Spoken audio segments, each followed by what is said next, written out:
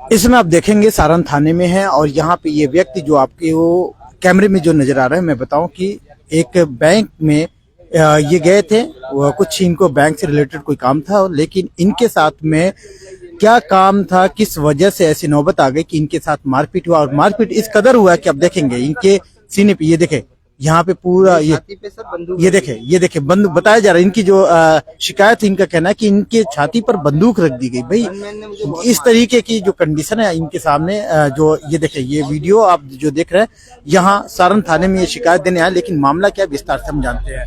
क्या नाम है आपका? सर मेरा नाम अमित है। अमित, हाँ जी। कहाँ रहते हो आप? मैं सर पहले जवाहर कॉलोनी में किराए पे रहता था, अभी मैं सारण थाने के पीछे राजीव कॉलोनी में रहता हूँ, हाउस नंबर 310। क्या हुआ आज? कहाँ गए? मैं बैंक गया था। कौन से बैंक? जवाहर कॉलोनी एयरफोर्स मोड़ पे है, बैंक ऑफ बड़ौदा। अच्छा।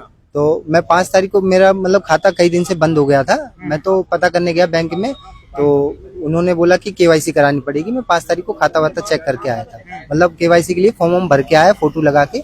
तो उन्होंने बोला 7 तारीख तक चालू हो जाएगा, आप चिंता मत करो। मैं रिक्वेस्ट करके आया था, सर मेरी EMI जाती है, मैं थोड़ा सा जल्दी कर दीजिए। उन्होंने बोला आपका 7 तारीख तक हो जाएगा। और 8 तारीख को मैं जब पता करने गया तो वो काम नहीं कर रहे थे। मैंने बोला भाई कर दे, तो मेरे ऊपर उल्टा सीधा आरोप, मतलब गुस्से से बोल रहा था, नहीं करता बता क्या करेगा, मैं करना तो पड़ेगा तुम्हें। अब इतने में तो भाई वो और हैप्पी हो गया, मैं करेगा तो भाई जरूरी तू। अब कह रहे कि नहीं करूंगा बता उसने। मैंने बोला भाई मतलब बहस किससे हो रही? बहस करेगा कि नहीं करेगा, मतलब किससे हो रही थी बहस? बैंक का एक कर्मचारी है। अच्छा अच्छा। हाँ, नहीं वो काउंटर पे बैठे थे? काउंटर पे बैठा था सर। अच्छा अच्छा। हाँ जी। तो उनके साथ में बहस हुई? हाँ जी। अच्छा, उसके बाद मैंने यही बोला कि भाई करना तो पड़ेगा, यहाँ कर्मचारी हो, करना तो तुम्हारे बाप को ही पड़ेगा। इतने में उसने मशीन खींच के मारी मुझे। अच्छा। और मारने के बाद मशीन से मैं बच गया। हाँ। फिर वो काउंटर से बाहर निकल गया, मुझे मारना चालू कर दिया अंदर ही। हाँ, अच्छा। और मारना चालू कर दिया। फिर गनमैन बाहर था, हाँ। गनमैन आया, गनमैन मुझे पकड़ के मैनेजर जी के कमरे में ले गया। उसने मुझे बहुत मारा। अच्छा। और मेरे को मारने के बाद मेरी छाती पे बंदूक रख दी, कह रहा तेरे को गोली मार दूंगा। अच्छा। और बंदूक के पीछे से भी मुझे मार रहा था। अच्छा। मेरे को थप्पड़ घूसे बहुत मारे उसने, और कह रहा कि मैं तेरे को सुधारता हूँ अभी। अच्छा। हाँ जी। नहीं तो ऐसे मामला क्या था कि भाई एक छोटी मोटी बात पे इतना ज्यादा बात बढ़ जाएगी? हाँ जी, उस बैंक में ऐसे ही होता है। मैं कई बार गया हूँ, वो सुनते ही नहीं है। मतलब मैं उस बैंक में पिछले 10-12 साल से मतलब कस्टमर। इतने मारपीट करने की नौबत क्या आती है कि आपको गोली मार देंगे, आपके ऊपर उन्होंने सीने पे बंदूक रखा, ये इतना लंबा मामला कैसे बन सकता है? अब सर वही जानते होंगे बैंक वाले का क्या है हिसाब किताब। ये बात में कितनी सच्चाई है? ये बात 100% सच्चाई है। अगर मैं दोषी पाता हूँ उसमें, तो मेरे खिलाफ कार्रवाई की जाए। अच्छा।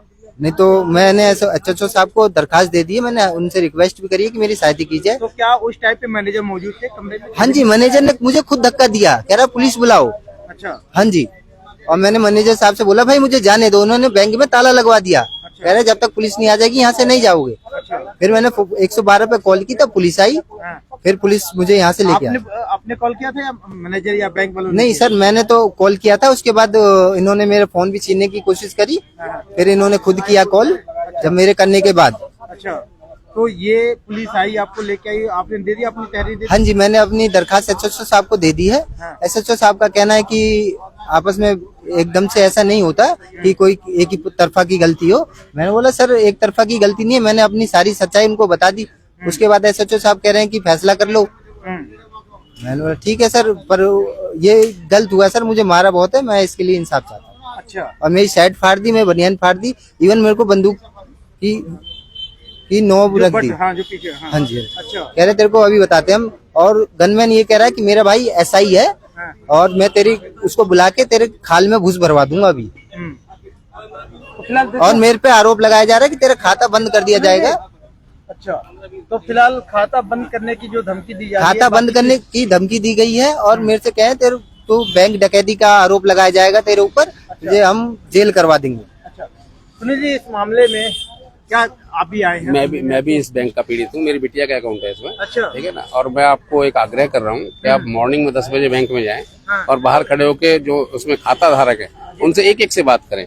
अगर आपको एक भी आदमी कह दे मैं यहाँ की कार्यशैली से संतुष्ट हूँ तो हम मान लेंगे हमारी गलती है। 100% लोग दुखी हैं वहाँ इस पर। तरीके से एक ब्रांच को इस तरीके से इतना कैसे सह मिल जा रहा है, ऐसे कैसे करते अब हैं अपने अब customer के अंदाजा लो, अगर उनकी गलती ना होती तो वो माफी क्यों मांगते? मैं जैसे ही आया हूँ वो बैंक के मैनेजर और जिसने मारा है वो आके माफी मांग रही है, निपटा दो मामला, गलती हो गई। साथ? अच्छा। हाँ, तो गलती नहीं, बड़ी गलती है। हाँ। बैंक का जॉब जो है ना एक A1 जॉब मांगते, फर्स्ट क्लास जॉब है।